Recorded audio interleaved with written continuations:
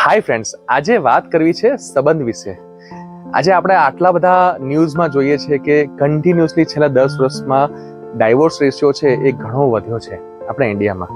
Friends, શું કામ આવું થાય છે? તમે જો નોર્મલ પણ રિલેશન્સમાં નાની નાની વાતોમાં ઝઘડા થાય છે અને પ્રોબ્લેમ્સ ક્રિએટ થઈ જાય છે. મિત્રો, એક એક્ઝામ્પલ આપીને હું તમને સમજાવું છું. આ મારું પોતાનું એનાલિસિસ છે એટલે તમને સમજાવું છું. સમજો કે કોઈ એક નવું મહેમાન ઘરે આવવાનું હોય તો તમે એ મધરને કેટલી કેર કરે છે લોકો. જ્યારે આવી જાય છે ત્યારે એ બાળકને કેટલી કેર કરે છે. એમની મધર સાથે એમનું આખું ફેમિલી એની પાછળ લાગી જાય છે. જ્યાં સુધી એ બાળક થોડુંક મોટું નથી થતું ત્યાં સુધી આપણે નાની નાની વાતમાં એને કેર કરીએ છીએ, પેમ્પરિંગ કરીએ છીએ, નર્ચરિંગ કરીએ છીએ. ત્યારે એ બાળક મોટું થાય ને તો કંઈક સમજદાર બને છે. પણ આપણે રિલેશનમાં શું કરીએ છીએ?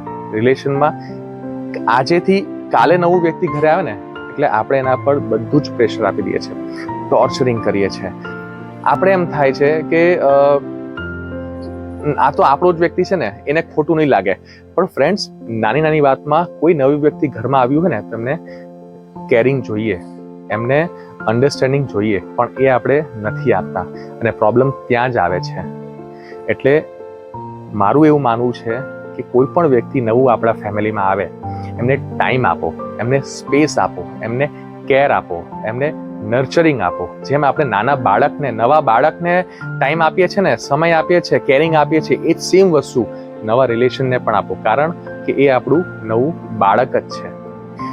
જો આ વસ્તુ તમે સમજી જશો ને, તમારા રિલેશનમાં પ્રોબ્લેમ્સ આવવાના ઓછા થઈ જશે, કાં તો બંધ પણ થઈ જશે.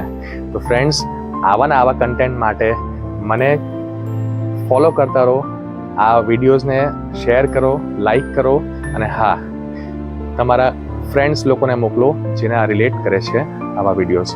Thank you so much. મારું નામ છે ગૌતમ સોલંકી. મને ફોલો કરો.